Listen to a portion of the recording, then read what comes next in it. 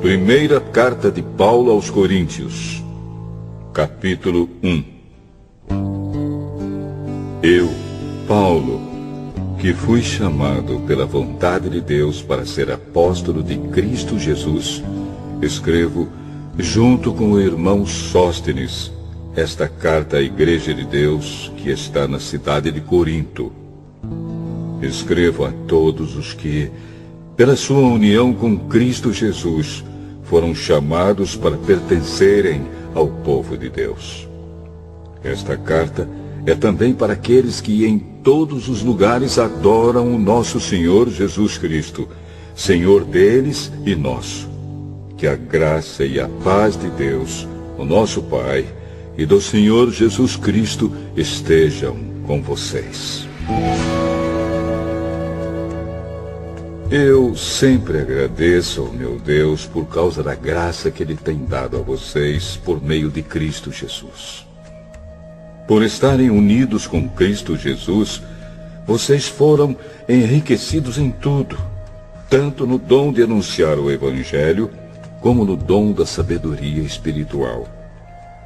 A mensagem a respeito de Cristo está tão firme em vocês, que vocês não têm deixado de receber nenhum dom espiritual, enquanto esperam a vinda do nosso Senhor Jesus Cristo.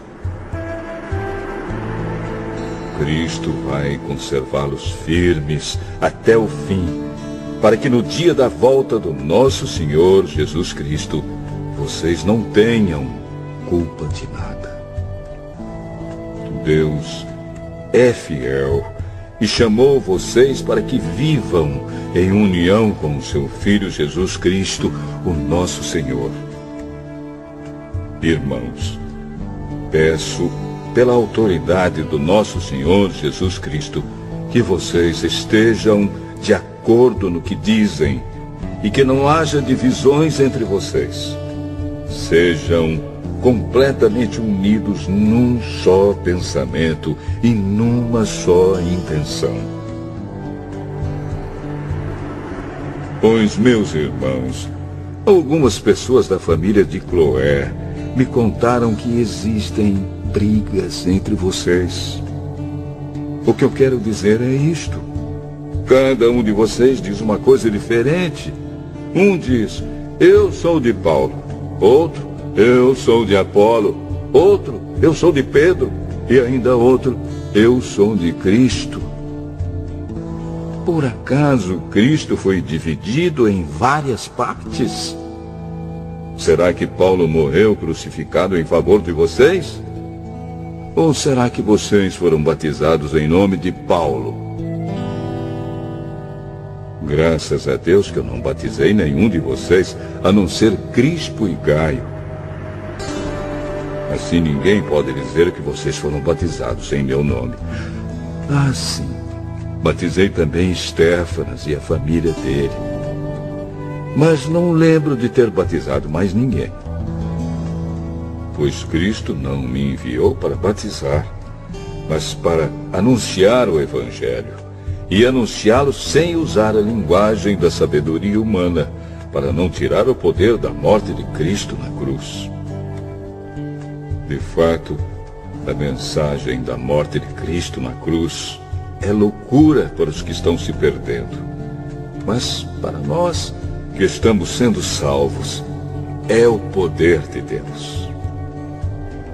Pois as Escrituras Sagradas dizem, destruirei a sabedoria dos sábios e acabarei com o conhecimento dos instruídos.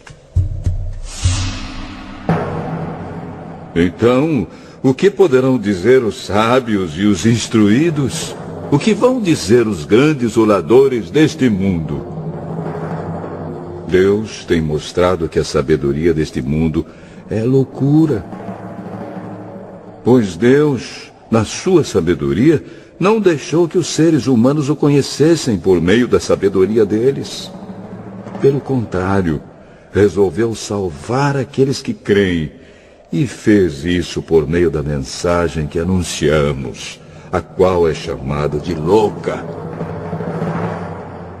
Os judeus pedem milagres como prova, e os não-judeus procuram a sabedoria. Mas nós anunciamos o Cristo crucificado. Uma mensagem que para os judeus é ofensa e para os não-judeus é loucura. Mas para aqueles que Deus tem chamado, tanto judeus como não-judeus, Cristo é o poder de Deus e a sabedoria de Deus. Pois aquilo que parece ser a loucura de Deus é mais sábio do que a sabedoria humana. E aquilo que parece ser a fraqueza de Deus é mais forte do que a força humana. Agora, meus irmãos, lembrem do que vocês eram quando Deus os chamou. Do ponto de vista humano, poucos de vocês eram sábios ou poderosos ou de famílias importantes. Para envergonhar os sábios, Deus escolheu aquilo que o mundo acha que é loucura. E para envergonhar os poderosos, Ele escolheu o que o mundo acha fraco. Para destruir o que o mundo pensa que é importante, Deus escolheu aquilo que o mundo despreza, acha humilde e diz que não tem valor. Isso quer dizer que ninguém pode ficar orgulhoso, pois sabe que está sendo visto por Deus. Porém, Deus uniu vocês com Cristo Jesus e fez com que Cristo seja a nossa sabedoria. E é por meio de Cristo que somos aceitos por Deus, nos tornamos o povo de Deus e somos salvos. Portanto, como as Escrituras Sagradas dizem, quem quiser se orgulhar, que se orgulhe daquilo que o Senhor faz.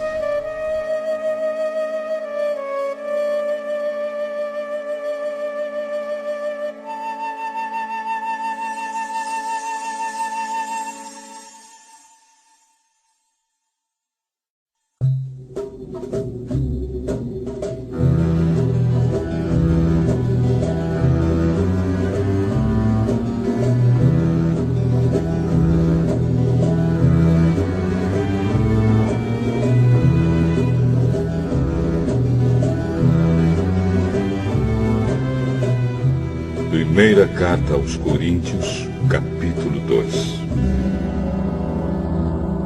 Meus irmãos, quando fui anunciar a vocês a verdade secreta de Deus, não usei muitas palavras nem grande sabedoria. Porque quando estive com vocês, resolvi esquecer tudo, a não ser Jesus Cristo e principalmente a sua morte na cruz. Quando visitei vocês, eu estava fraco e tremia de medo. O meu ensinamento e a minha mensagem não foram dados com a linguagem da sabedoria humana, mas com provas firmes do poder do Espírito de Deus. Portanto, a fé que vocês têm não se baseia na sabedoria humana, mas no poder de Deus. Porém, para os que são espiritualmente maduros, anunciamos uma mensagem de sabedoria. Mas não é de uma sabedoria deste mundo, nem a dos poderes que o governam e que estão perdendo o seu poder. A sabedoria que anunciamos é a sabedoria secreta de Deus, escondida dos seres humanos. A sabedoria que o próprio Deus, antes mesmo da criação do mundo, já havia escolhido para nossa glória. Nenhum dos poderes que agora governam o mundo conheceu essa sabedoria. Pois, se a tivessem conhecido, não teriam crucificado o glorioso Senhor. Porém, como dizem as Escrituras Sagradas, que ninguém nunca viu nem ouviu, e o que jamais alguém pensou que podia acontecer. Foi isso o que Deus preparou para aqueles que o amam.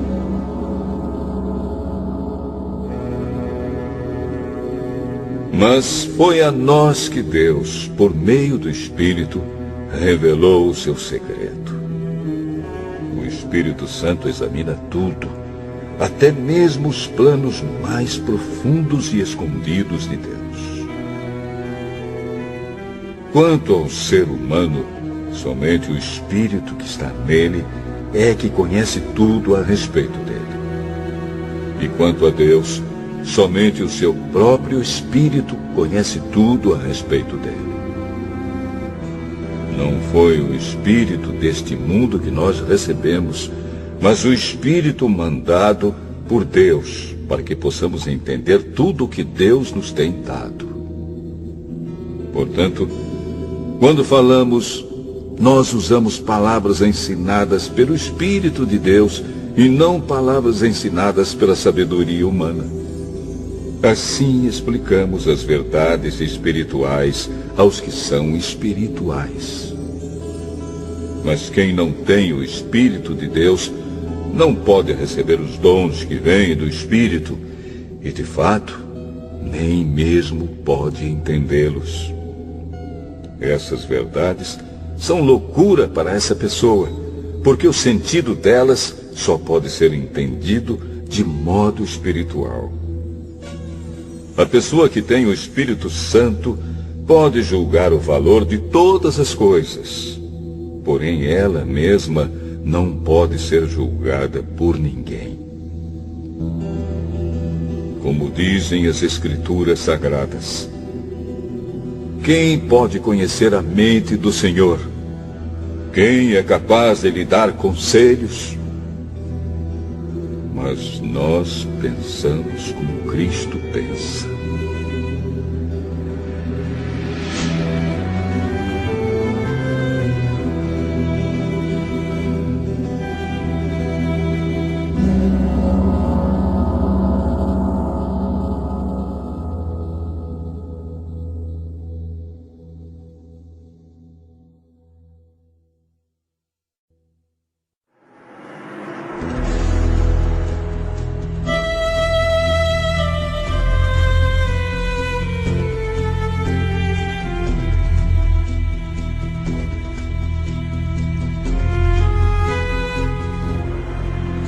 Primeira carta aos Coríntios, capítulo 3. Na verdade, irmãos, eu não pude falar com vocês como costumo fazer com as pessoas que têm o Espírito de Deus. Tive de falar com vocês como se vocês fossem pessoas do mundo, como se fossem crianças na fé cristã. Tive de alimentá-los com leite e não com comida forte, pois vocês não estavam prontos para isso. E ainda não estão prontos, porque vivem como se fossem pessoas deste mundo. Quando existem ciumeiras e brigas entre vocês, será que isso não prova que vocês são pessoas deste mundo e fazem o que todos fazem? Quando alguém diz, eu sou de Paulo, e outro, eu sou de Apolo, será que assim não estão agindo como pessoas deste mundo? Afinal de contas, quem é Apolo? E quem é Paulo? Somos somente servidores de Deus, e foi por meio de nós que vocês creram no Senhor. Cada um de nós faz o trabalho que o Senhor lhe deu para fazer. Eu plantei, e Apolo regou a planta, mas foi Deus quem a fez crescer. De modo que não importa nem o que planta, nem o que rega, mas sim Deus, que dá o crescimento. Pois não existe diferença entre a pessoa que planta e a pessoa que rega. Deus dará a recompensa de acordo com o trabalho que cada um tiver feito.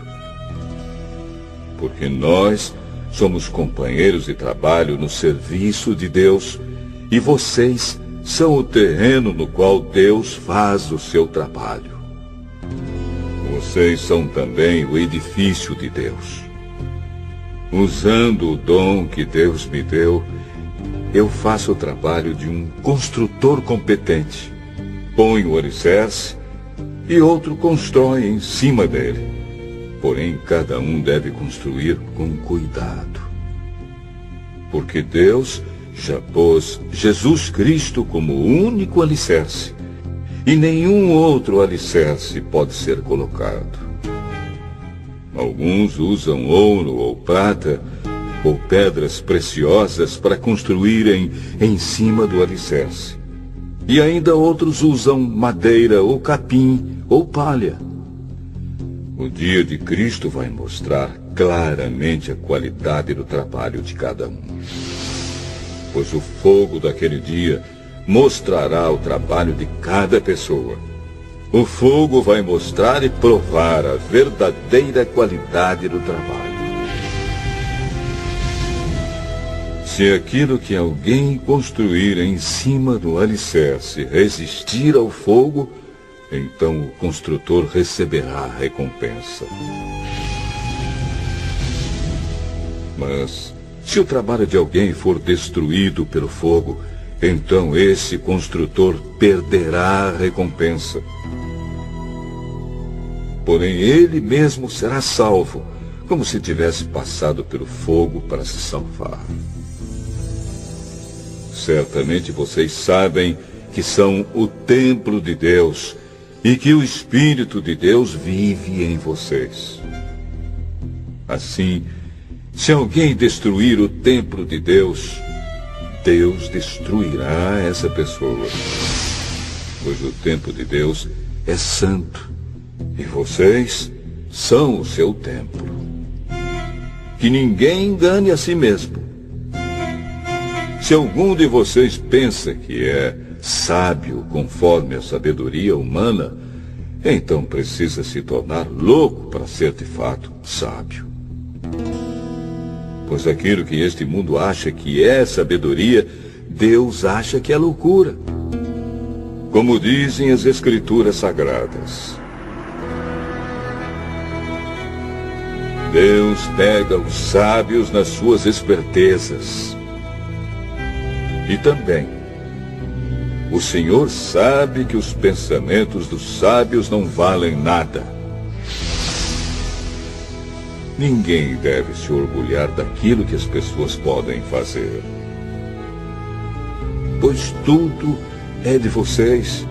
Isto é, Paulo, Apolo, Pedro, este mundo, a vida e a morte, o presente e o futuro. Tudo isso pertence a vocês. E vocês pertencem a Cristo. E Cristo pertence a Deus.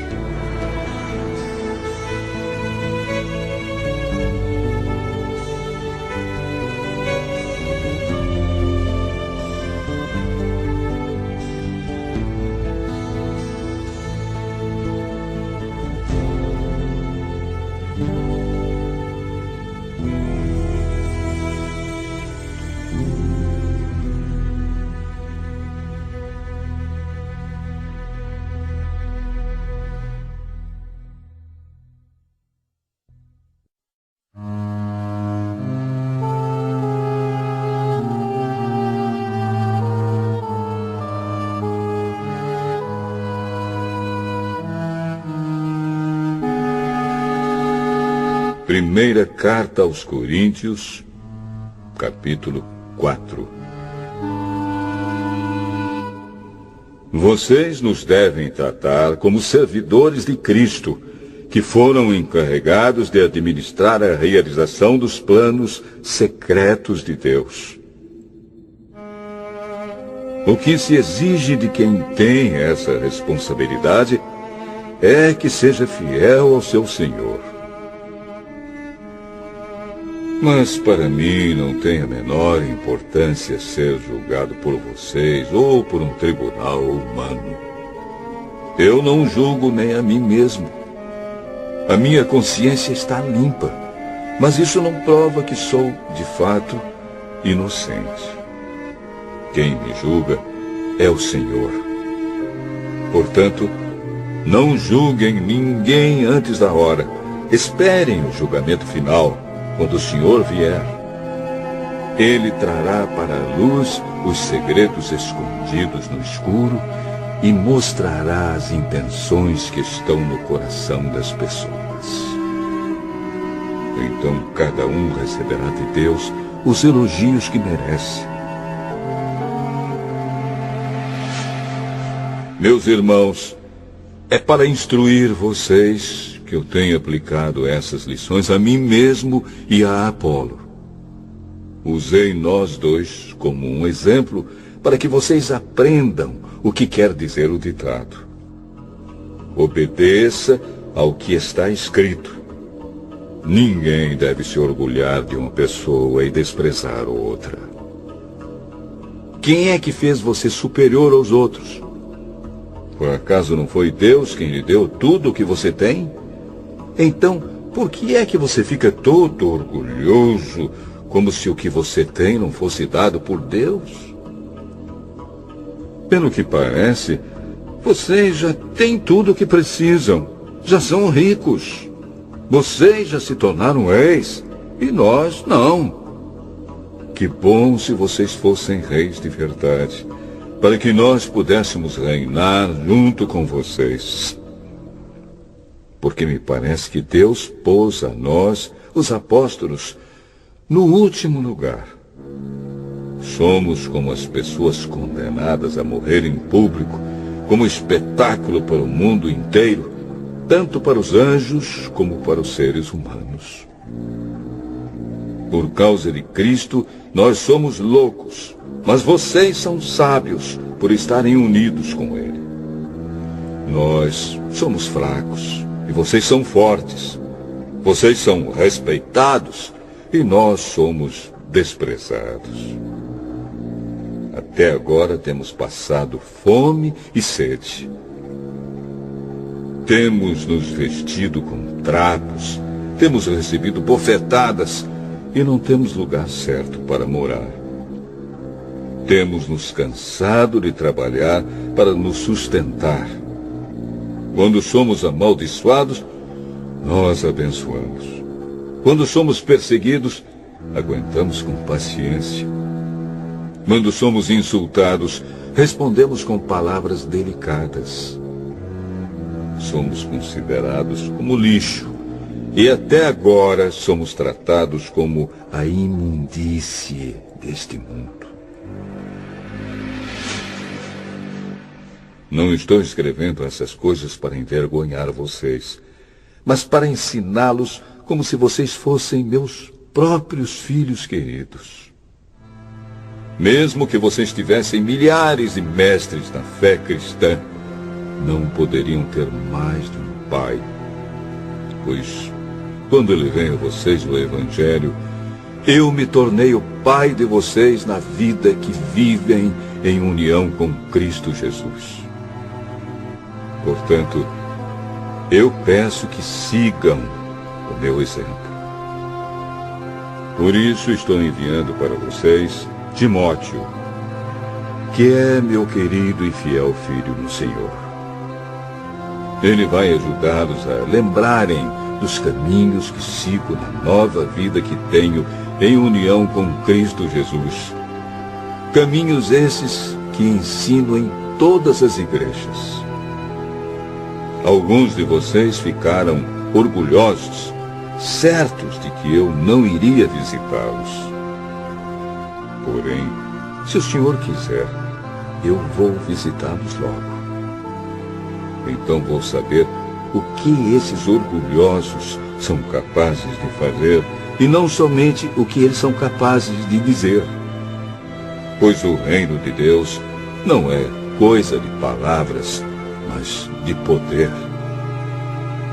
O que é que vocês preferem?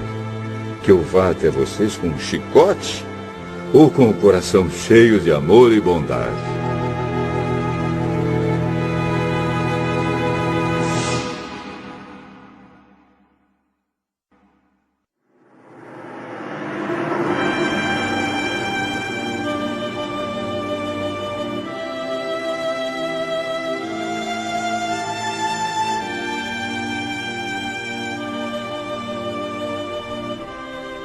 Primeira carta aos Coríntios, capítulo 5. Agora estão dizendo que há entre vocês uma imoralidade sexual tão grande que nem mesmo os pagãos seriam capazes de praticar. Fiquei sabendo que certo homem está tendo relações com a própria madrasta. Como é que vocês podem estar tão orgulhosos? Pelo contrário, vocês deviam ficar muito tristes e expulsar do meio de vocês quem está fazendo uma coisa dessas. Quanto a mim, ainda que não esteja presente aí pessoalmente, estou com vocês em espírito.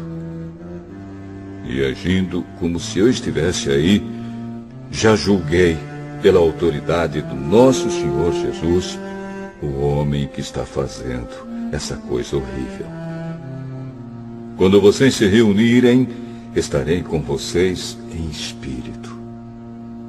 Então, pelo poder do nosso Senhor Jesus, que estará presente conosco, entreguem esse homem a Satanás, para que o seu corpo seja destruído, mas o seu espírito seja salvo no dia do Senhor. Não está certo que vocês estejam orgulhosos. Vocês conhecem aquele ditado: um pouco de fermento fermenta toda a massa. Joguem fora o velho fermento do pecado para ficarem completamente puros. Aí vocês serão como massa nova e sem fermento, como vocês, de fato, já são. Porque a nossa festa da Páscoa está pronta, agora que Cristo, o nosso Cordeiro da Páscoa, já foi oferecido em sacrifício. Então, vamos comemorar a nossa Páscoa, não com o pão que leva fermento, o fermento velho do pecado e da imoralidade, mas com o pão sem fermento, o pão da pureza e da verdade.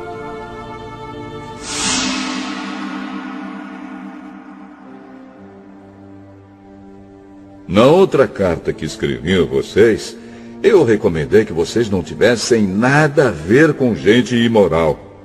Eu não quis dizer que neste mundo vocês devem ficar separados dos pagãos que são imorais, avarentos, ladrões ou que adoram ídolos. Pois, para evitar essas pessoas, vocês teriam de sair deste mundo. O que eu digo é que vocês não devem ter nada a ver com ninguém que se diz irmão na fé, mas é imoral, ou avarento, ou adora ídolos, ou é bêbado, ou difamador, ou ladrão. Com gente assim, vocês não devem nem comer uma refeição. Afinal de contas, eu não tenho o direito de julgar os que não são cristãos. Deus os julgará. Mas será que vocês não devem julgar os seus irmãos na fé? Como dizem as Escrituras Sagradas: expulsem do meio de vocês esse homem imoral.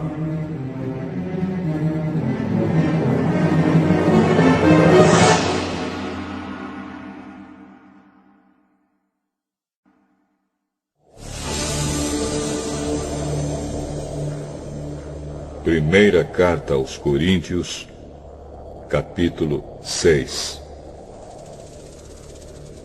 Quando algum de vocês tem uma queixa contra um irmão na fé, como se atreve a pedir justiça a juízes pagãos, em vez de pedir ao povo de Deus que resolva o caso? Será que vocês não sabem que o povo de Deus julgará o mundo? Então, se vocês vão julgar o mundo, será que não são capazes de julgar essas coisas pequenas?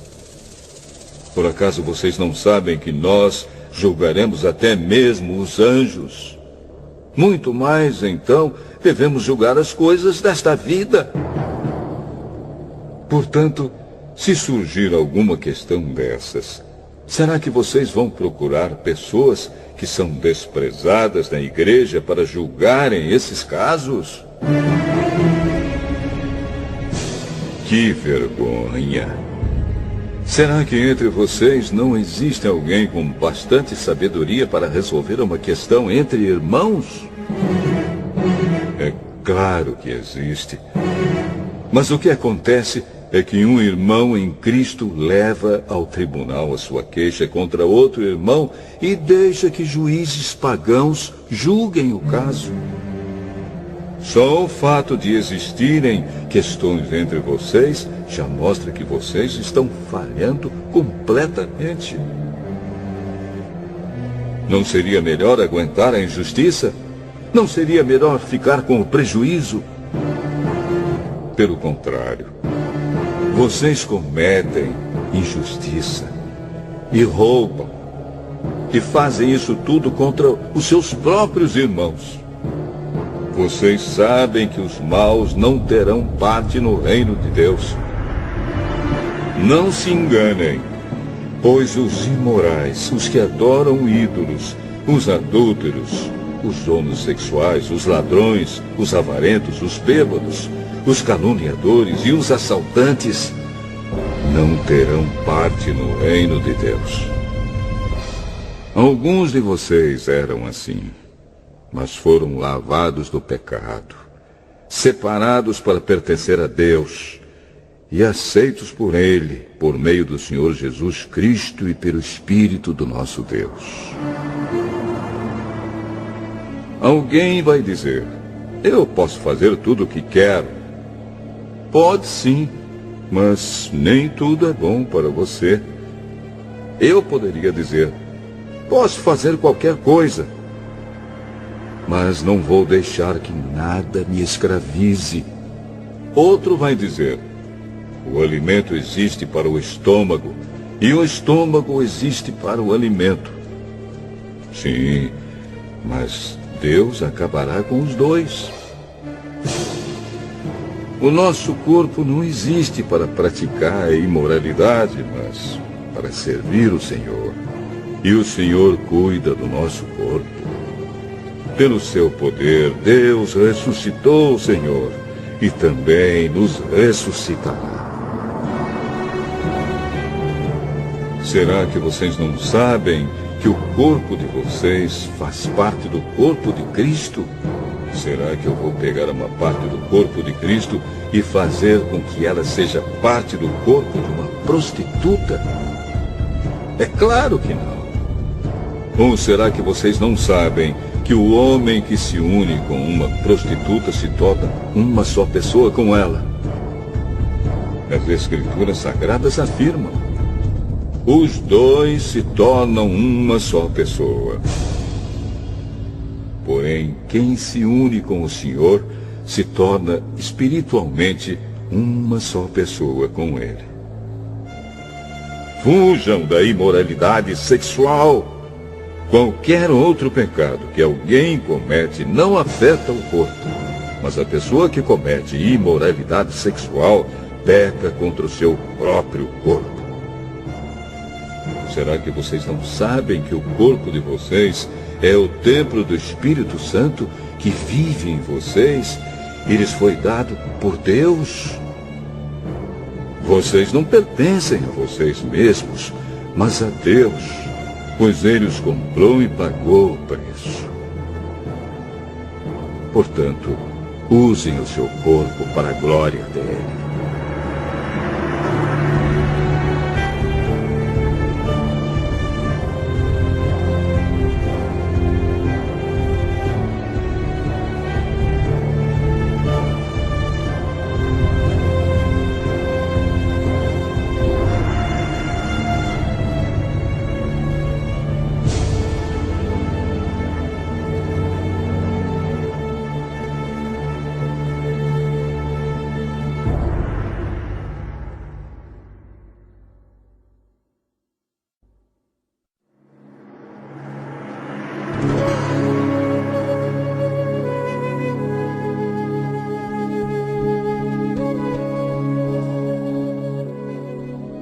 Primeira carta aos Coríntios, capítulo 7.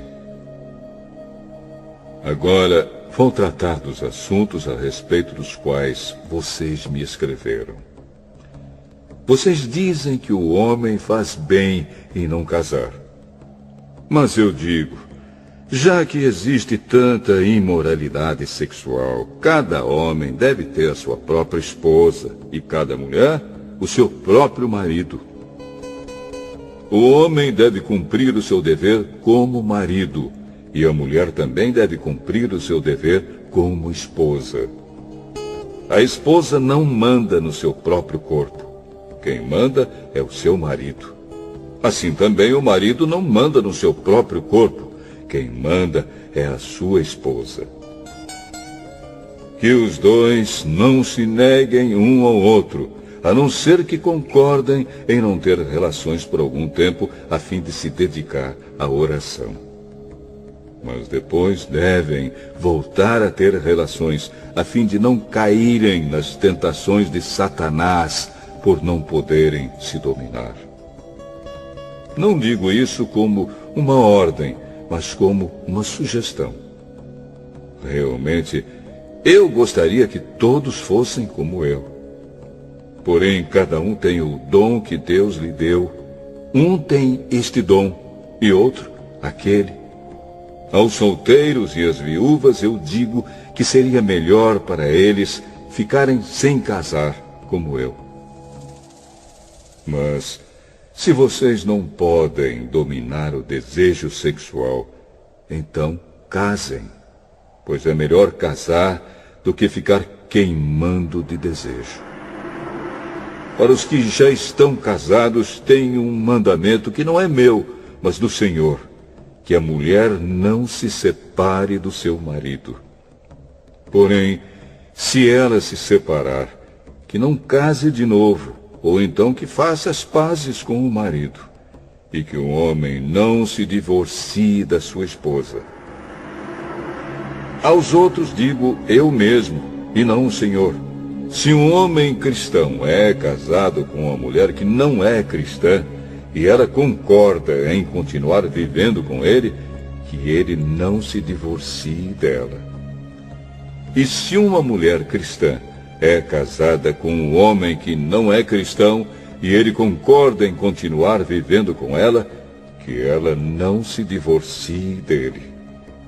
Pois Deus aceita o homem que não é cristão por ele estar unido com a sua esposa cristã, e aceita a mulher que não é cristã por ela estar unida com o seu marido cristão. Se não fosse assim, os filhos deles não pertenceriam a Deus. Mas, sendo assim, eles pertencem.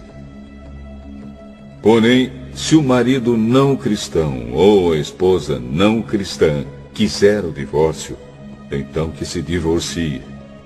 Nesses casos, o marido cristão ou a esposa cristã está livre para fazer como quiser, pois Deus chamou vocês para viverem em paz. Esposa cristã, como é que você pode ter certeza de que não vai salvar o seu marido? E você, marido cristão, como é que você pode ter certeza de que não vai salvar a sua esposa? Cada um deve continuar vivendo de acordo com o dom que o Senhor lhe deu e na condição em que se encontrava quando Deus o chamou. É essa a regra que eu ensino em todas as igrejas. Se um homem judeu que é circuncidado aceita o chamado de Deus, ele não deve tirar as marcas da circuncisão. E se um homem não judeu que não é circuncidado aceita o chamado de Deus, ele não deve circuncidar-se. Não faz diferença estar circuncidado ou não. O que importa é obedecer aos mandamentos de Deus. Cada um deve continuar como era quando aceitou o chamado de Deus. Você era escravo quando Deus o chamou? Não se preocupe com isso. Mas, se você pode se tornar livre, então aproveite a oportunidade. pois o escravo que foi chamado pelo Senhor é agora um homem livre que pertence ao Senhor. Assim também, o homem livre que foi chamado por Cristo é escravo de Cristo. Deus comprou vocês por um preço. Portanto, não se tornem escravos de seres humanos. Irmãos, cada um deve continuar na presença de Deus, assim como era quando Deus o chamou. Para os solteiros, eu não tenho nenhum mandamento do Senhor, porém dou a minha opinião como uma pessoa que, pela misericórdia do Senhor, merece confiança. Por causa dos tempos difíceis em que vivemos, eu penso que é melhor para o homem ficar como está. Você tem esposa? Então não procure se separar dela. Você é solteiro? Então não procure esposa. Porém, se você casar, não estará cometendo pecado. E se uma moça solteira casar, também não estará cometendo pecado. Mas eu gostaria de poupar vocês dos problemas de cada dia que terão na vida de casados. Irmãos, o que eu quero dizer é isto. Não nos resta muito tempo. E daqui em diante os casados devem viver como se não tivessem casado. Os que choram, como se não estivessem chorando. Os que estão rindo, como se não estivessem rindo. Os que compram, como se não fosse deles aquilo que compraram. Os que tratam das coisas deste mundo, como se não estivessem ocupados com elas. Pois este mundo, como está agora, não vai durar muito. Eu quero livrá-los de preocupações. Um solteiro se interessa pelas coisas do Senhor porque quer agradá-lo. Mas o homem casado se interessa pelas coisas deste mundo porque quer agradar a sua esposa.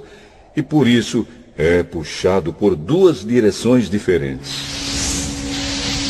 Quanto às mulheres, tanto as viúvas quanto as solteiras, elas estão interessadas nas coisas do Senhor porque querem se dedicar de corpo e alma a Ele.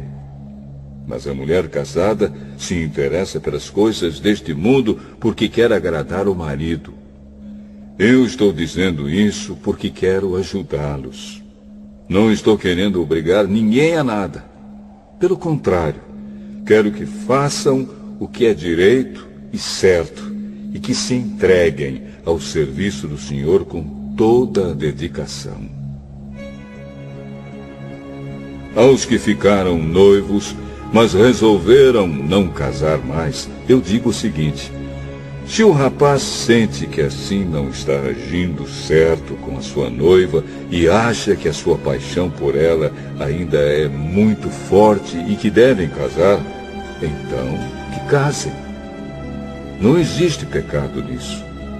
Mas se, pelo contrário, o rapaz não se sente na obrigação de casar, se está mesmo resolvido a ficar solteiro e se é capaz de dominar a sua vontade e já resolveu o que deve fazer, então faz bem em não casar com a moça.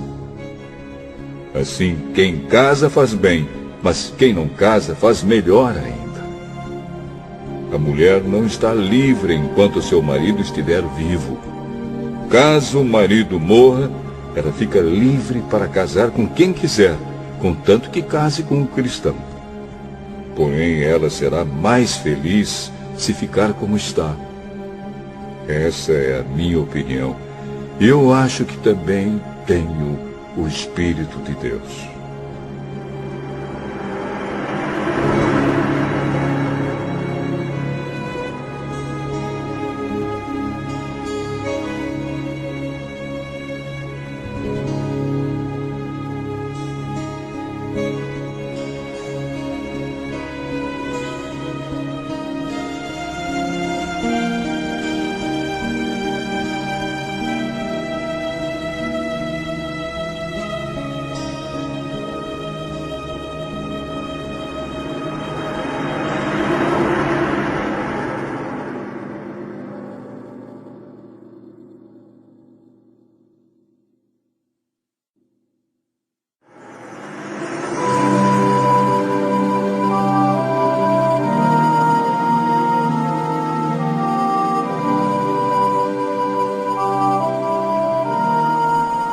Primeira carta aos Coríntios, capítulo 8.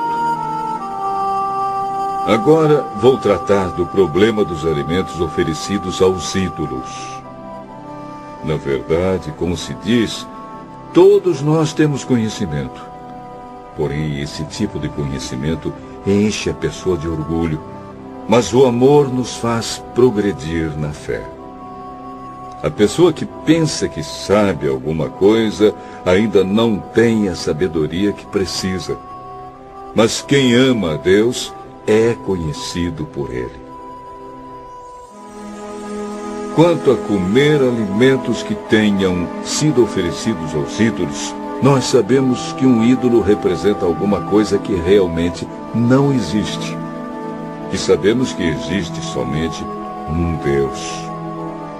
Pois existem os que são chamados de deuses, tanto no céu como na terra, como também existem muitos deuses e muitos senhores. Porém, para nós, existe somente um Deus, o Pai e Criador de todas as coisas, para quem nós vivemos. E existe somente um Senhor, que é Jesus Cristo, por meio de quem todas as coisas foram criadas e por meio de quem nós existimos. Mas nem todos conhecem essa verdade. Existem pessoas tão acostumadas com os ídolos que até agora comem desses alimentos pensando que eles pertencem aos ídolos. A consciência dessas pessoas é fraca e por isso elas se sentem impuras quando comem desses alimentos. Não é esta ou aquela comida que vai fazer com que Deus nos aceite. Nós não perderemos nada se não comermos e não ganharemos nada se comermos desse alimento. Mas tenham cuidado para que essa liberdade de vocês não faça com que os fracos na fé caiam em pecado. Porque se uma pessoa que tem a consciência fraca neste assunto vir você, que tem conhecimento, comendo alimentos do templo de um ídolo, será que essa pessoa não vai querer também comer alimentos oferecidos aos ídolos? Assim, este cristão fraco, este seu irmão por quem Cristo morreu, vai se perder por causa do conhecimento que você tem. Desse modo, pecando contra o seu irmão e ferindo a consciência dele, você estará pecando contra Cristo. Portanto, se o alimento faz com que o meu irmão peque, nunca mais vou comer carne, a fim de que eu não seja a causa do pecado dele.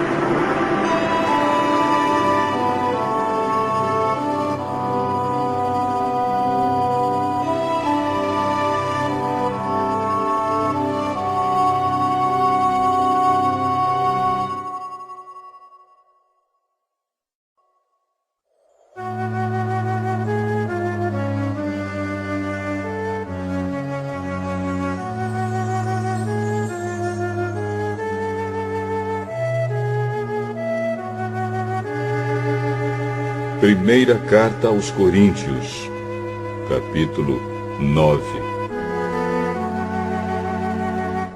Será que eu não sou um homem livre? Por acaso não sou um apóstolo? Será que eu não vi Jesus, o nosso Senhor? Por acaso vocês não são o resultado do trabalho que faço para o Senhor? Mesmo que outros não me aceitem como apóstolo, vocês me aceitam. Vocês mesmos, pelo fato de estarem unidos com o Senhor, são a prova de que sou um apóstolo. Quando as pessoas me criticam, eu me defendo, dizendo assim: será que eu não tenho o direito de receber comida e bebida pelo meu trabalho? Será que nas minhas viagens eu não tenho o direito de levar comigo uma esposa cristã, como fazem os outros apóstolos, os irmãos do Senhor Jesus e também Pedro? Ou será que Barnabé e eu somos os únicos que temos de trabalhar para nos sustentar? Quem já ouviu falar de algum soldado que pagou as suas próprias despesas no exército? Ou qual é o fazendeiro que não come das uvas da sua própria plantação? Ou qual é o pastor que não toma do leite do seu gado? Não pensem que eu me apoio somente nesses exemplos da vida diária, pois a lei diz a mesma coisa. Na lei de Moisés está escrito assim: não amarre a boca do boi quando ele estiver pisando o trigo. Por acaso Deus está interessado nos bois? Ou foi a nosso respeito que lhe disse isso? É claro que isso está escrito em nosso favor. Tanto a pessoa que planta como a que colhe fazem o seu trabalho na esperança de receber a sua parte da colheita. Se temos semeado entre vocês a semente espiritual, será demais se recebermos de vocês alguma recompensa material? Se outros têm o direito de esperar isso de vocês, será que nós não temos muito mais direito do que eles? No entanto, nós não temos usado esse direito.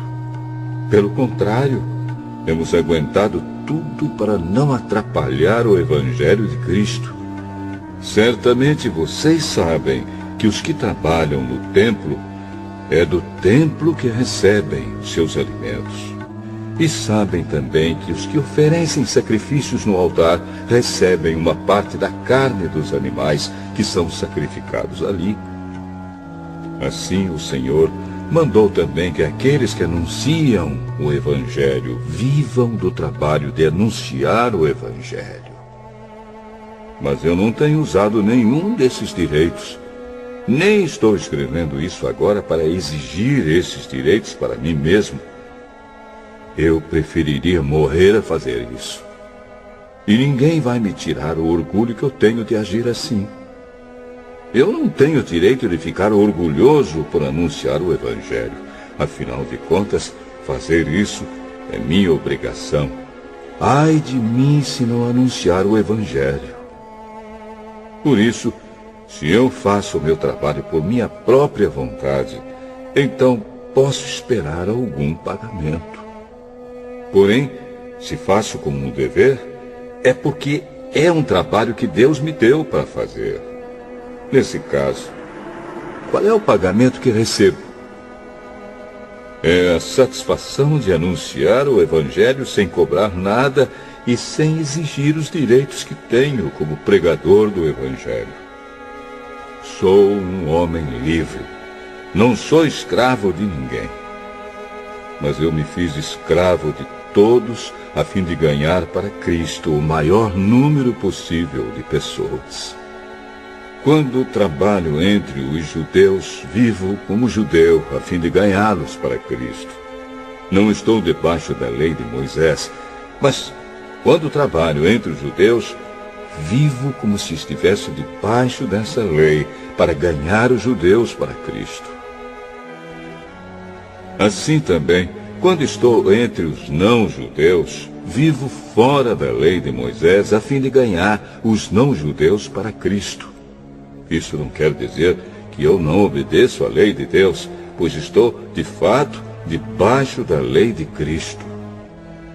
Quando estou entre os fracos na fé, eu me torno fraco também, a fim de ganhá-los para Cristo. Assim, eu me torno tudo para todos, a fim de poder, de qualquer maneira possível, salvar alguns. Faço tudo isso por causa do Evangelho, a fim de tomar parte nas suas bênçãos. Vocês sabem que numa corrida, embora todos os corredores tomem parte, somente um ganha o prêmio. Portanto, corram de tal maneira que ganhem o prêmio. Todo atleta que está treinando aguenta exercícios duros porque quer receber uma coroa de folhas de louro, uma coroa que, aliás, não dura muito. mas nós queremos receber uma coroa que dura para sempre. Por isso corro direto para a linha final. Também sou como um lutador de boxe que não perde nenhum golpe. Eu trato o meu corpo duramente e o obrigo a ser completamente controlado, para que, depois de ter chamado outros para entrarem na luta, eu mesmo não venha a ser eliminado dela.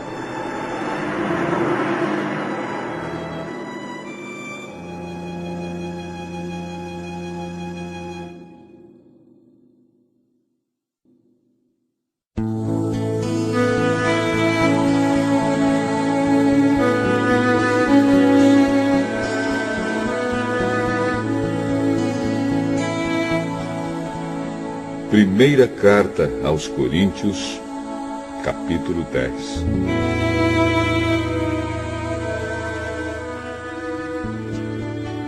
Irmãos, eu quero que vocês lembrem do que aconteceu com os nossos antepassados que seguiram Moisés.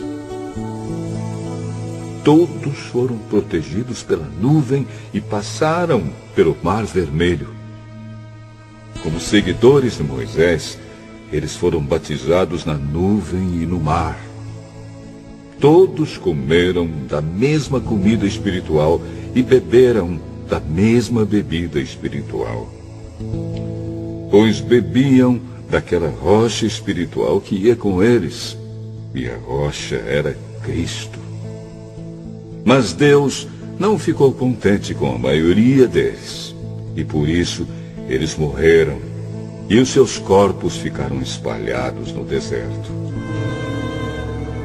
Tudo isso aconteceu a fim de nos servir de exemplo, para nós não querermos coisas más como eles quiseram, nem adorarmos ídolos como alguns deles adoraram.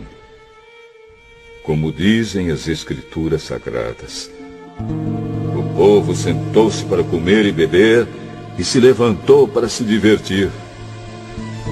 Não devemos cometer imoralidade sexual, como alguns deles fizeram.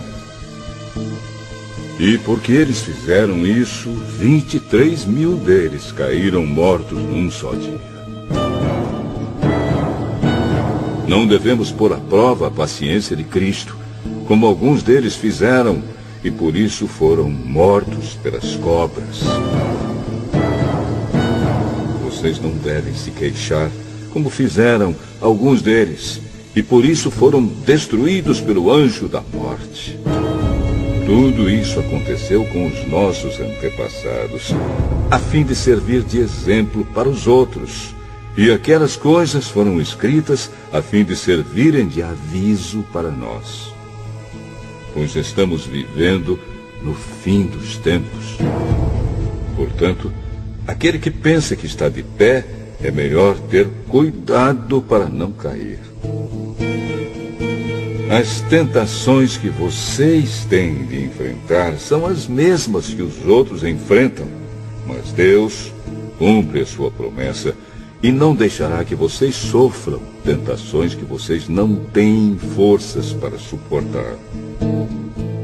Quando uma tentação vier, Deus dará forças a vocês para suportá-la, e assim vocês poderão sair dela.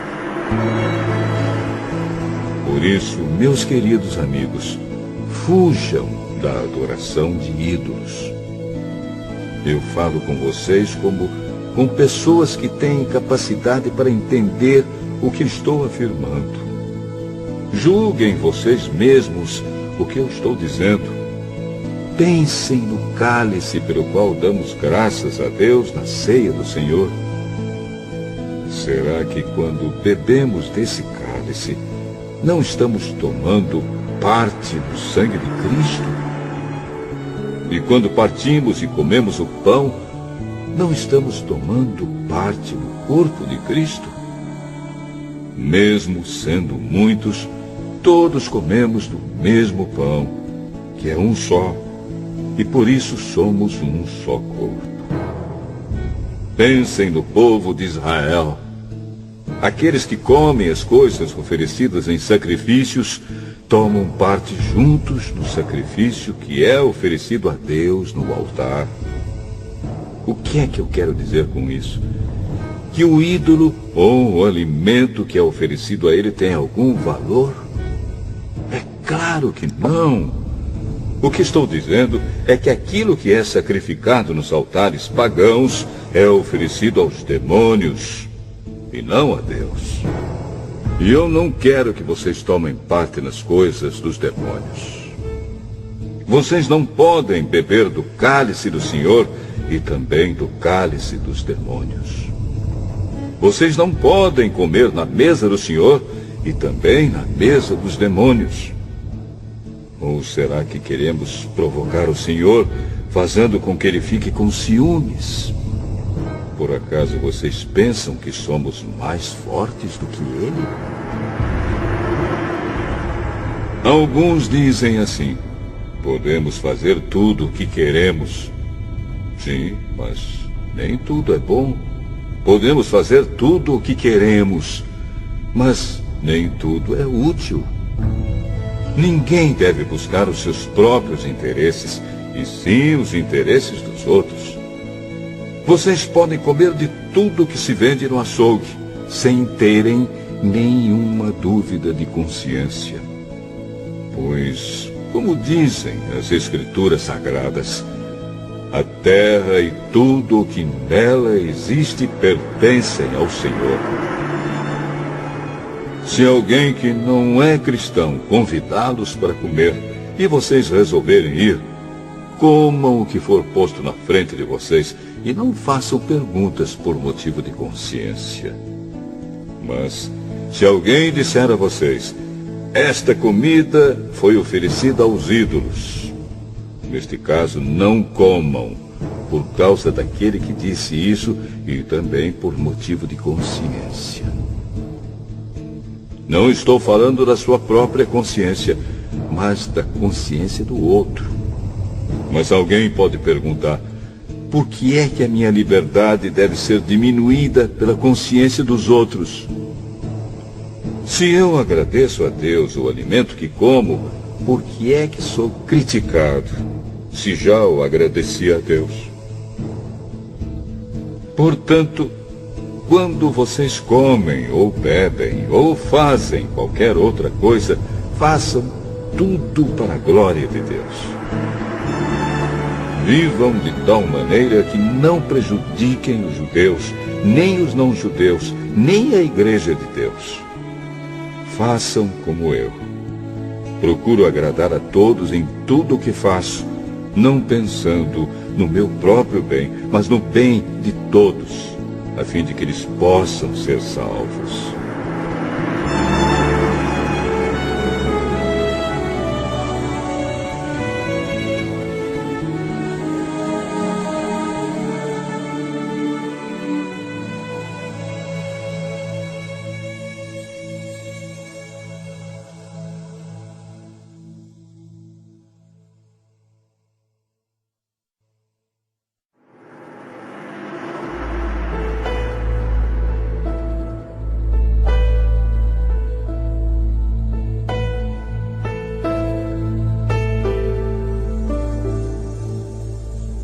Primeira carta de Paulo aos Coríntios, capítulo 11.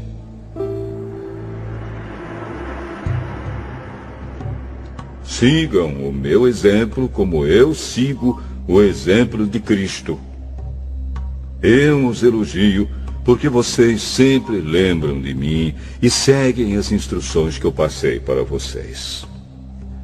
Mas quero que entendam que Cristo tem autoridade sobre todo marido, que o marido tem autoridade sobre a esposa e que Deus tem autoridade sobre Cristo.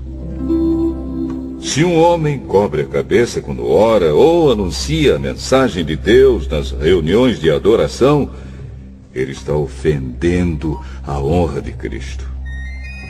E se uma mulher não cobre a cabeça quando ora ou anuncia a mensagem de Deus nas reuniões de adoração, ela está ofendendo a honra do seu marido.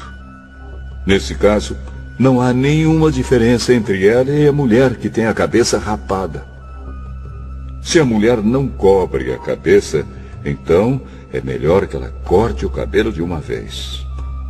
Já que é vergonhoso para a mulher rapar a cabeça ou cortar o cabelo, então ela deve cobrir a cabeça.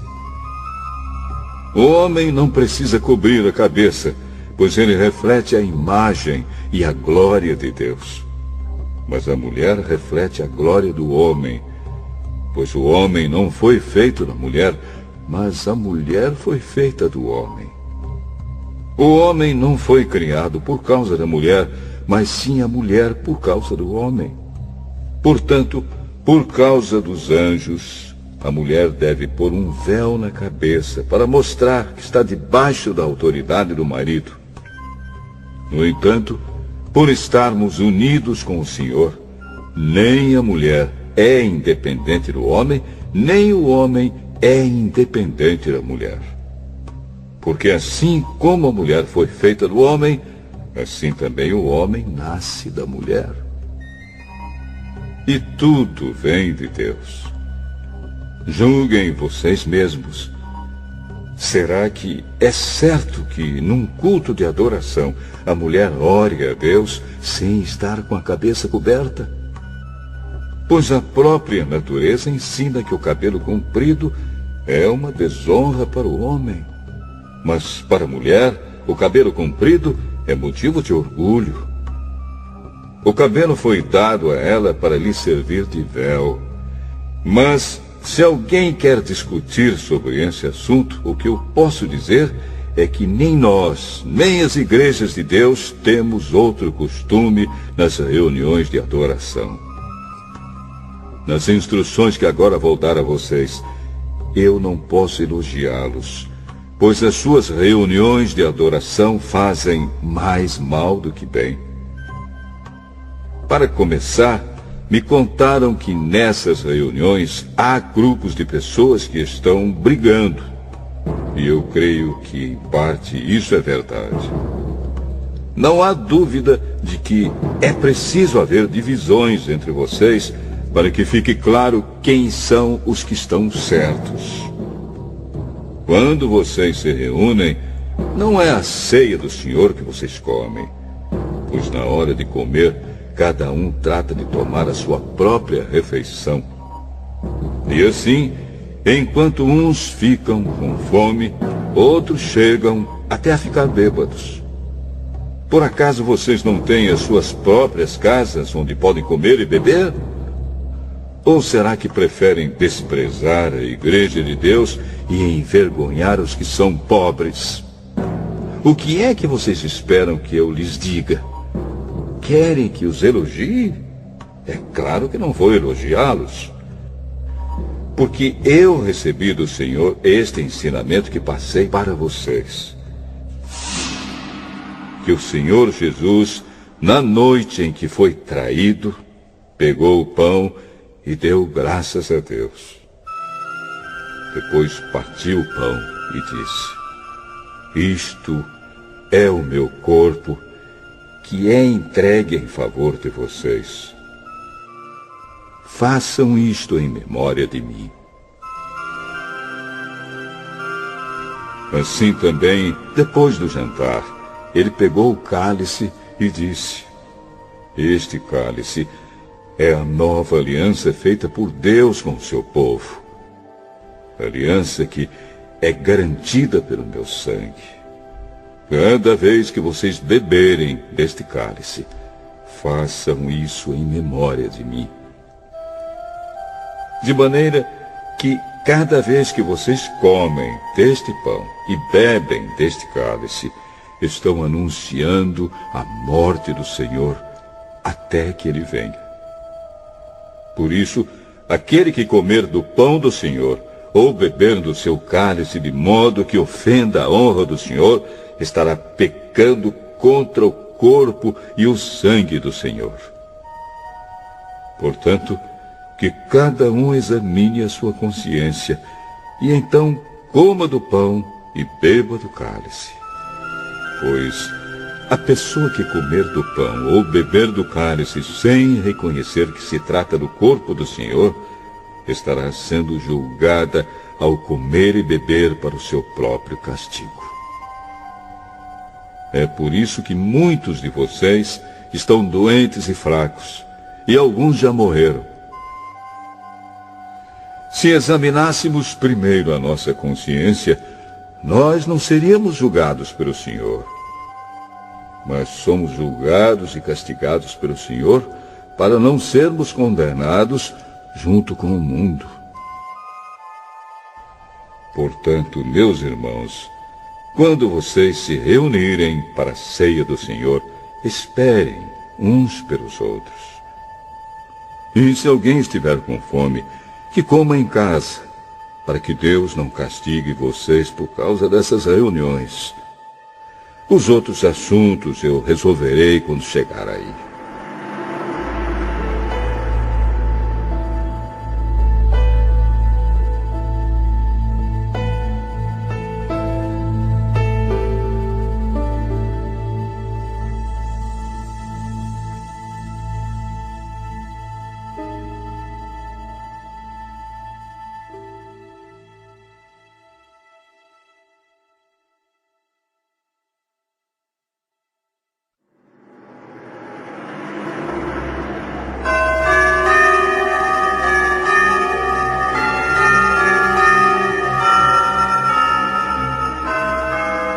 Primeira carta de Paulo aos Coríntios,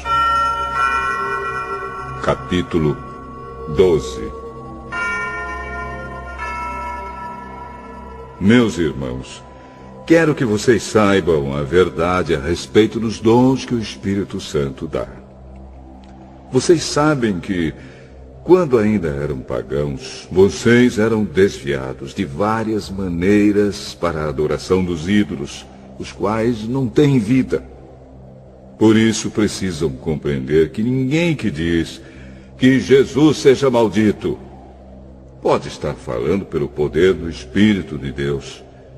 E que ninguém pode dizer Jesus é Senhor, a não ser que seja guiado pelo Espírito Santo.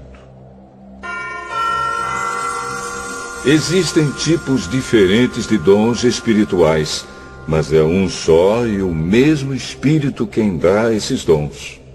Existem maneiras diferentes de servir, mas o Senhor que servimos é o mesmo. Há diferentes habilidades para realizar o trabalho, mas é o mesmo Deus quem dá a cada um a habilidade para fazê-lo. Para o bem de todos, Deus dá a cada um alguma prova da presença do Espírito Santo. Para uma pessoa, o Espírito dá a mensagem de sabedoria, e para outra, o mesmo Espírito dá a mensagem de conhecimento. Para uma pessoa, o mesmo Espírito dá a fé, e para outra, dá o poder de curar. Uma pessoa recebe do Espírito poder para fazer milagres, e outra recebe o dom de anunciar a mensagem de Deus. Ainda outra pessoa recebe a capacidade para saber a diferença entre os dons que vêm do Espírito e os que não vêm dele. Para uma pessoa, o Espírito dá a capacidade de falar em línguas estranhas, e para outra, ele dá a capacidade de interpretar o que essas línguas querem dizer. Porém, é um só e o mesmo Espírito quem faz tudo isso. Ele dá um tom diferente para cada pessoa, conforme ele quer. Cristo é como um corpo, o qual tem muitas partes. E todas as partes, mesmo sendo muitas, formam um só corpo. Assim também, todos nós, judeus e não judeus, escravos e livres, fomos batizados pelo mesmo Espírito para formar um só corpo. E a todos nós foi dado de beber do mesmo Espírito. Pois o corpo não é feito de uma só parte, mas de muitas. Se o pé disser, já que não sou mão, não sou do corpo, nem por isso deixa de ser do corpo. Se o ouvido disser, já que não sou olho, não sou do corpo, nem por isso deixe de ser do corpo. Se o corpo todo fosse olho, como poderíamos ouvir? E se o corpo todo fosse ouvido, como poderíamos cheirar? Assim Deus colocou cada parte diferente do corpo conforme Ele quis. Se o corpo todo fosse uma parte só, não existiria corpo. De fato, existem muitas partes, mas um só corpo. Portanto, o olho não pode dizer para a mão: eu não preciso de você. E a cabeça não pode dizer para os pés: não preciso de vocês. O fato é que as partes do corpo que parecem ser as mais fracas são as mais necessárias. E aquelas que achamos menos honrosas são as que tratamos com mais honra. E as partes que parecem ser feias recebem um cuidado especial que as outras mais bonitas não precisam. Foi assim que Deus fez o corpo, dando mais honra às partes menos honrosas. Desse modo não existe divisão no corpo, mas todas as suas partes têm o mesmo interesse umas pelas outras. Se uma parte do corpo sofre, todas as outras sofrem com ela. Se uma é elogiada, todas as outras se alegram com ela. Pois bem, vocês são o corpo de Cristo, e cada um é uma parte desse corpo. Na igreja, Deus pôs tudo no lugar certo. Em primeiro lugar, os apóstolos. Em segundo, os profetas. E em terceiro, os mestres. Em seguida, pôs os que fazem milagres. Depois, os que têm o dom de curar, ou de ajudar, ou de liderar, ou de falar em línguas estranhas. Nem todos são apóstolos, ou profetas, ou mestres. Nem todos têm o dom de fazer milagres, nem de curar doenças, nem de falar em línguas estranhas, nem de explicar o que essas línguas querem dizer. Por isso, se esforcem para ter os melhores dons.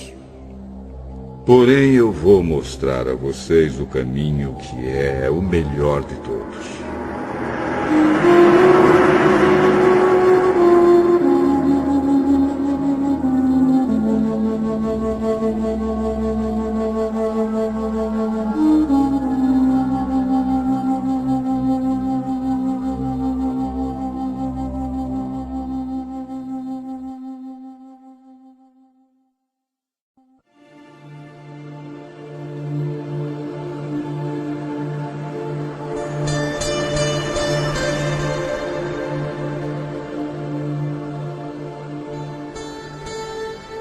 Primeira carta de Paulo aos Coríntios, capítulo 13. Eu poderia falar todas as línguas que são faladas na terra e até no céu, mas se não tivesse amor, as minhas palavras seriam como o som de um gongo ou como o barulho de um sino.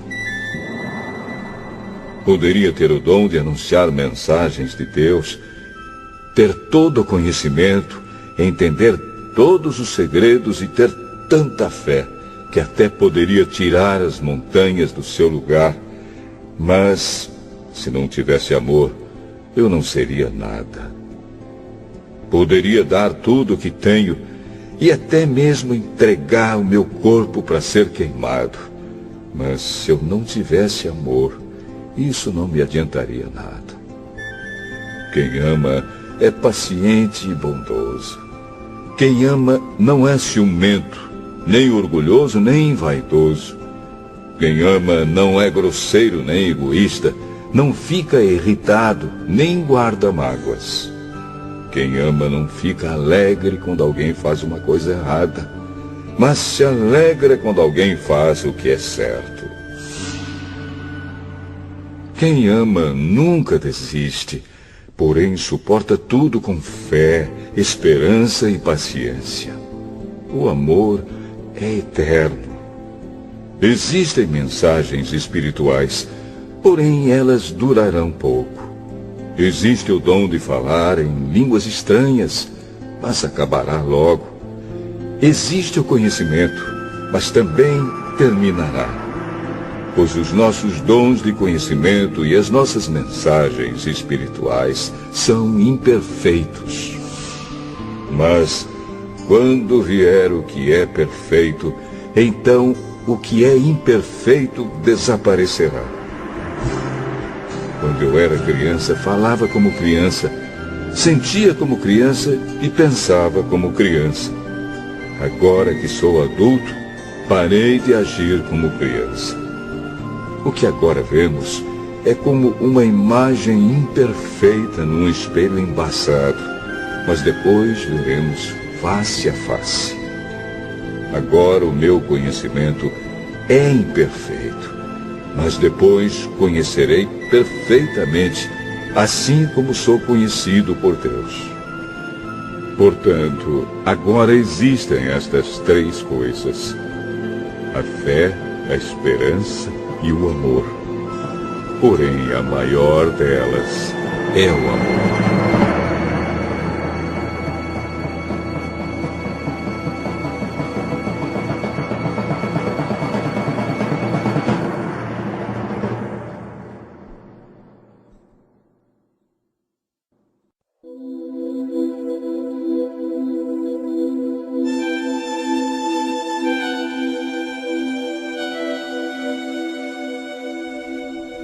Primeira carta de Paulo aos Coríntios, capítulo 14. Portanto, esforcem-se para ter amor. Procurem também ter dons espirituais, especialmente o de anunciar a mensagem de Deus. Quem fala em línguas estranhas fala a Deus e não às pessoas, pois ninguém o entende. Pelo poder do Espírito Santo, ele diz verdades secretas. Porém, quem anuncia a mensagem de Deus fala para as pessoas, ajudando-as e dando-lhes coragem e consolo. Quem fala em línguas estranhas ajuda somente a si mesmo. Mas quem anuncia a mensagem de Deus ajuda a igreja toda. Eu gostaria que vocês todos falassem em línguas estranhas, mas gostaria ainda mais que tivessem o dom de anunciar a mensagem de Deus. Porque quem anuncia a mensagem de Deus tem mais valor do que quem fala em línguas estranhas, a não ser que esteja ali alguém que possa interpretar o que está sendo dito, para que toda a igreja seja ajudada espiritualmente. Por isso, irmãos, quando eu os visitar, que proveito vocês terão se eu lhes falar em línguas estranhas? É claro que nenhum, a não ser que leve a vocês alguma revelação de Deus, ou algum conhecimento, ou alguma mensagem inspirada, ou algum ensinamento. Por exemplo, além da voz humana, existem os instrumentos musicais, como a flauta e a harpa.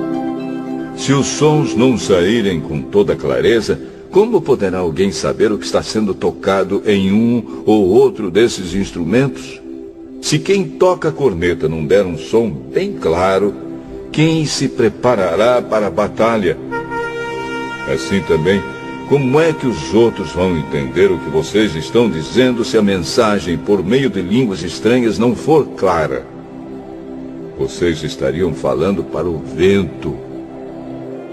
No mundo há muitas línguas diferentes, mas cada uma faz sentido.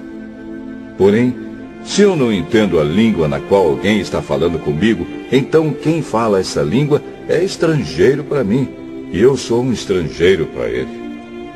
Por isso, já que vocês estão com tanta vontade de ter os dons do Espírito, procurem, acima de tudo, ter os dons que fazem com que a igreja cresça espiritualmente. Portanto, quem fala em línguas estranhas deve orar, pedindo a Deus que lhe dê o dom de interpretar o que elas querem dizer. Porque se eu orar em línguas estranhas, o meu espírito, de fato, estará orando, mas a minha inteligência não tomará parte nisso. O que vou fazer então? Vou orar com o meu espírito, mas também vou orar com a minha inteligência. Vou cantar com o meu espírito, mas também vou cantar com a minha inteligência. Se você dá graças a Deus em línguas estranhas, como é que uma pessoa simples que estiver na reunião poderá dizer amém à oração de agradecimento que você fez? Ela não vai conseguir entender nada do que você está dizendo. Mesmo que a sua oração seja muito boa, essa pessoa não receberá nenhuma ajuda. Eu agradeço a Deus porque falo em línguas estranhas muito mais do que vocês. Porém, nas reuniões da igreja, prefiro dizer 5 palavras que possam ser entendidas para assim ensinar os outros, do que dizer milhares de palavras em línguas estranhas. Irmãos, não pensem como crianças. Sejam como crianças para o que é mal, mas sejam adultos no seu modo de pensar. Nas Escrituras Sagradas está escrito: por meio de pessoas que falam em línguas estranhas, eu falarei a este povo, diz o Senhor. Falarei por meio de lábios estrangeiros, mas assim mesmo meu povo não me dará atenção. Portanto, o dom de falar em línguas estranhas é um sinal de Deus para os descrentes e não para os cristãos. Mas o dom de anunciar a mensagem de Deus é um sinal para os cristãos e não para os descrentes. Imaginem que a igreja esteja reunida e todos comecem a falar em línguas estranhas. Se chegarem ali algumas pessoas simples ou descrentes, será que não vão dizer que vocês estão loucos? Mas se todos estiverem anunciando mensagens de Deus e entrar ali um descrente ou alguém que seja simples, ele vai ouvir o que vocês estão dizendo e se convencer do seu pecado. E ele será julgado pelo que ouvir. Os seus pensamentos secretos serão revelados. E ele vai se ajoelhar e adorar a Deus, dizendo: Deus está mesmo no meio de vocês. Portanto, meus irmãos, o que é que deve ser feito? Quando vocês se reúnem na igreja, um irmão tem um hino para cantar, outro, alguma coisa para ensinar, outro, uma revelação de Deus, outro, uma mensagem em línguas estranhas, e ainda outro, a interpretação dessa mensagem. Que tudo seja feito para o crescimento espiritual da igreja. Se algum de vocês falar em línguas estranhas, então que apenas 2 ou 3 falem, um depois do outro, e que alguém interprete o que está sendo dito. Mas, se não houver ninguém que possa interpretar, então fiquem calados e falem somente consigo mesmos e com Deus. No caso de 2 ou 3 receberem a mensagem de Deus, estes devem falar, e os outros que pensem bem no que eles estão dizendo. Se uma outra pessoa que estiver ali sentada receber a mensagem de Deus, quem estiver falando deve se calar. Vocês todos podem anunciar a mensagem de Deus, um de cada vez, para que todos aprendam e fiquem animados. Quem fala deve controlar o dom de anunciar a mensagem de Deus, pois Deus não quer que nós vivamos em desordem, e sim em paz. Como em todas as igrejas do povo de Deus, as mulheres devem ficar caladas nas reuniões de adoração. Elas não têm permissão para falar.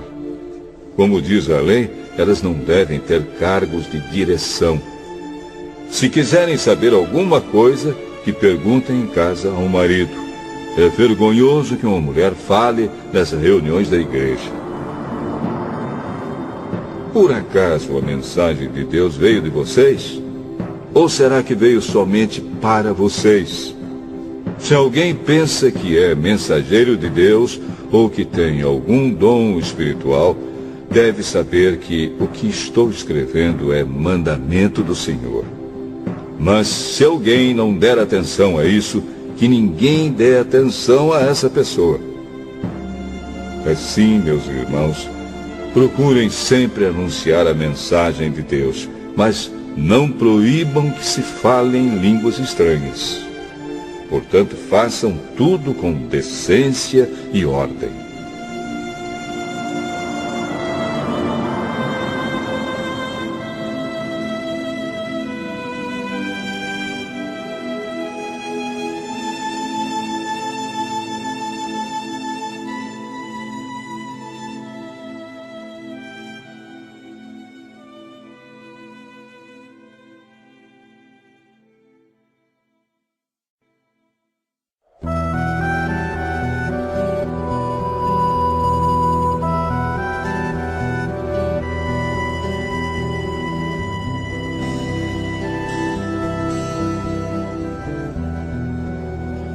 Primeira carta de Paulo aos Coríntios, capítulo 15.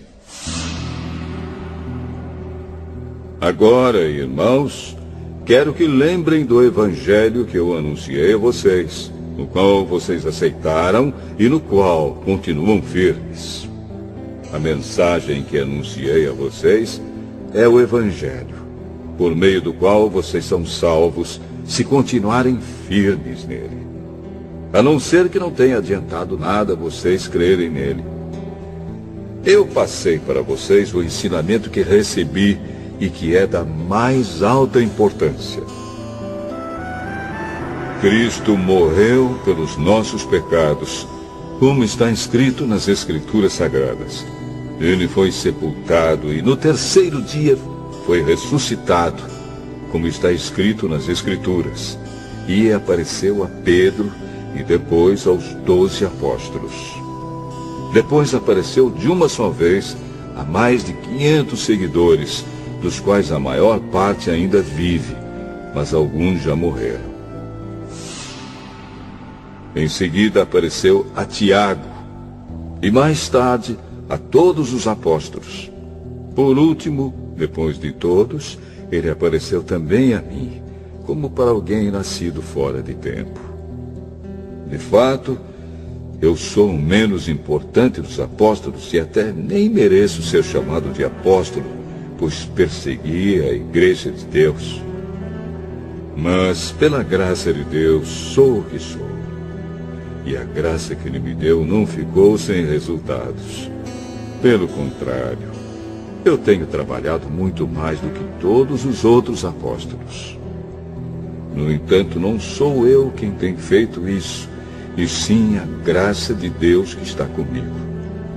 Assim, não importa se a mensagem foi entregue por mim ou se foi entregue por eles. O importante é que foi isso que todos nós anunciamos, e foi nisso que vocês creram. Se a nossa mensagem é que Cristo foi ressuscitado, como é que alguns de vocês dizem que os mortos não vão ressuscitar? Se não existe a ressurreição de mortos, então quer dizer que Cristo não foi ressuscitado. E se Cristo não foi ressuscitado, nós não temos nada para anunciar, e vocês não têm nada para crer. E mais ainda, nesse caso estaríamos mentindo contra Deus, porque afirmamos que ele ressuscitou Cristo. Mas, se é verdade que os mortos não são ressuscitados, então Deus não ressuscitou Cristo. Porque, se os mortos não são ressuscitados, Cristo também não foi ressuscitado. E se Cristo não foi ressuscitado, a fé que vocês têm é uma ilusão e vocês continuam perdidos nos seus pecados. Se Cristo não ressuscitou, os que morreram crendo nele estão perdidos. Se a nossa esperança em Cristo só vale para esta vida, nós somos as pessoas mais infelizes deste mundo. Mas a verdade é que Cristo foi ressuscitado. E isso é a garantia de que os que estão mortos também serão ressuscitados. Porque assim, como por meio de um homem veio a morte, assim também por meio de um homem veio a ressurreição.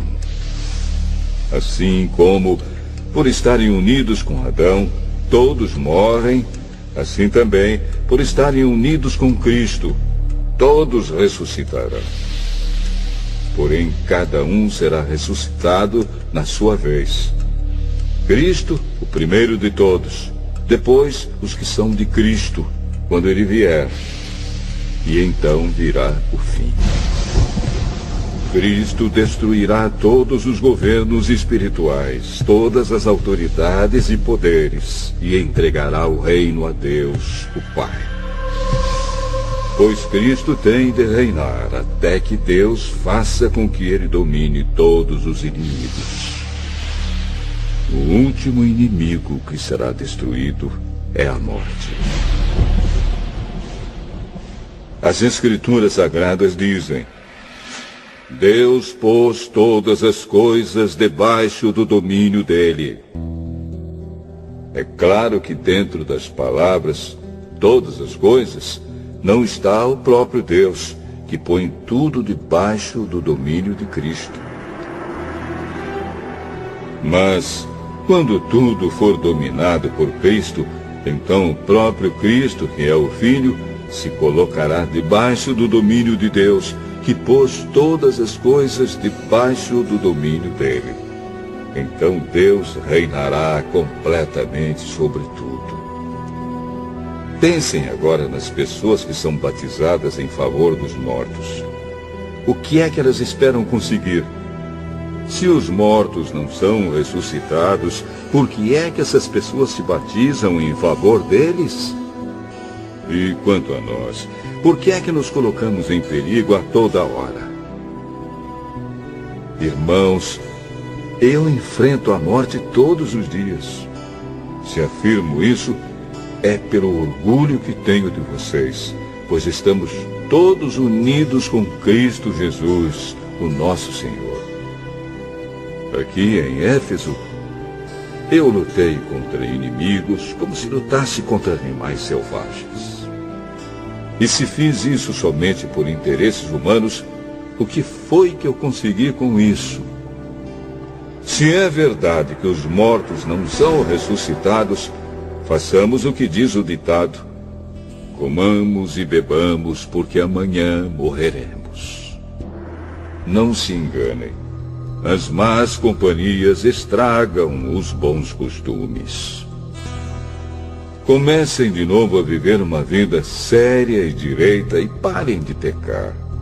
Para fazer com que vocês fiquem envergonhados, eu digo o seguinte: alguns de vocês não conhecem a Deus.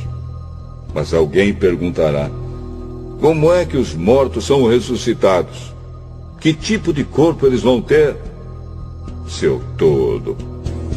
Quando você semeia uma semente na terra, ela só brota se morrer.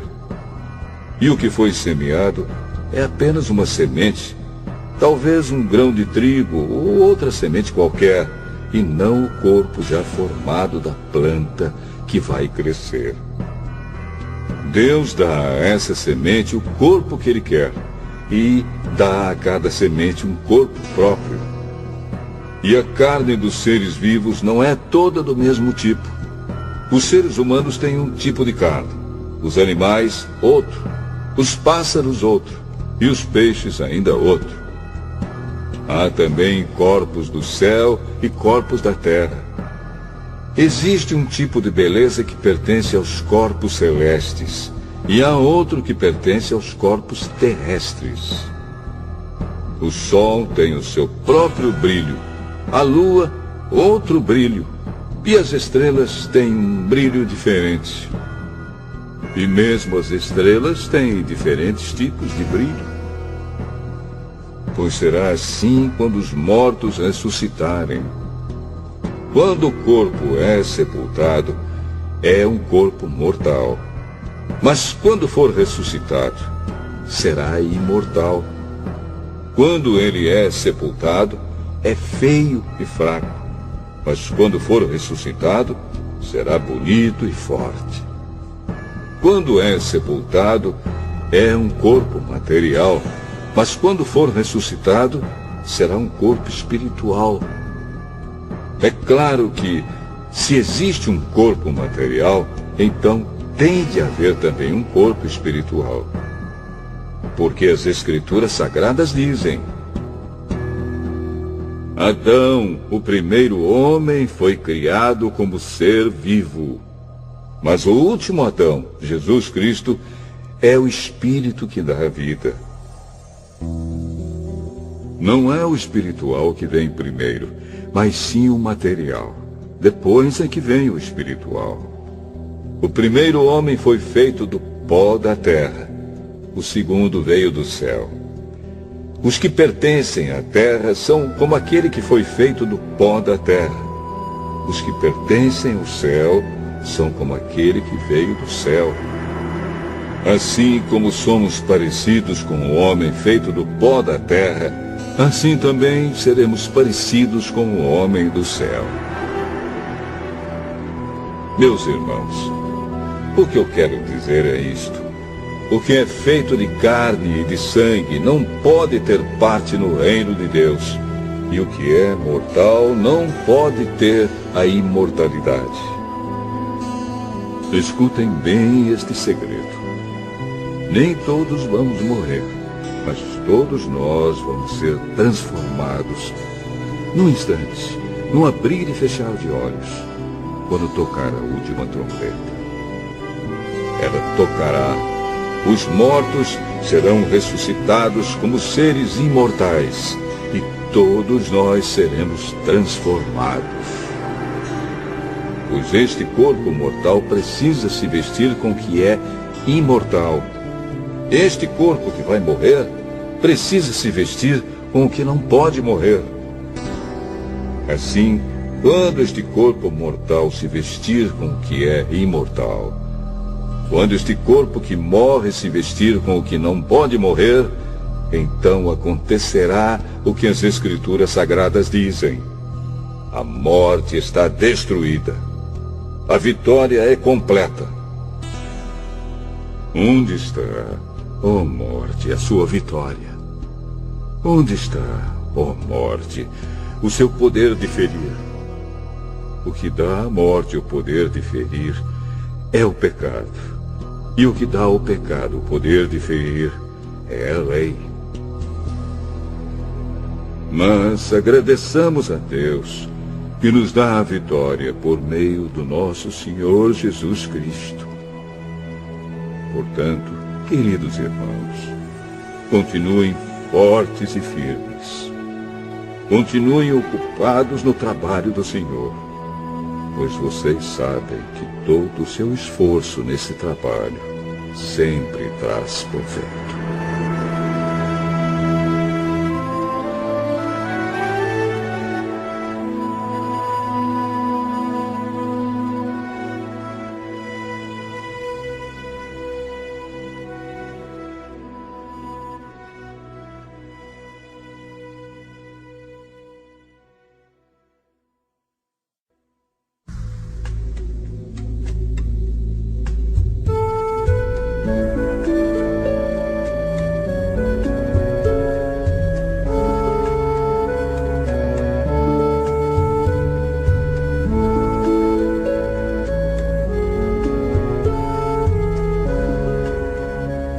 Primeira carta de Paulo aos Coríntios, capítulo 16. Agora vou tratar do dinheiro para ajudar o povo de Deus da Judéia. Façam o que eu disse às igrejas da província da Galácia. Todos os domingos, cada um de vocês separe e guarde algum dinheiro, de acordo com o que cada um ganhou, Assim não haverá necessidade de recolher ofertas quando eu chegar. Depois que chegar, eu enviarei com cartas de apresentação aqueles que vocês escolherem para levarem a oferta até Jerusalém. Se for conveniente que eu também vá, eles farão a viagem comigo. Eu visitarei vocês depois que tiver passado pela província da Macedônia, pois vou passar por lá.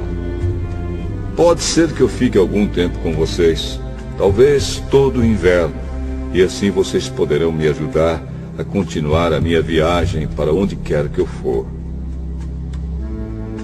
Pois eu não quero ver vocês apenas de passagem.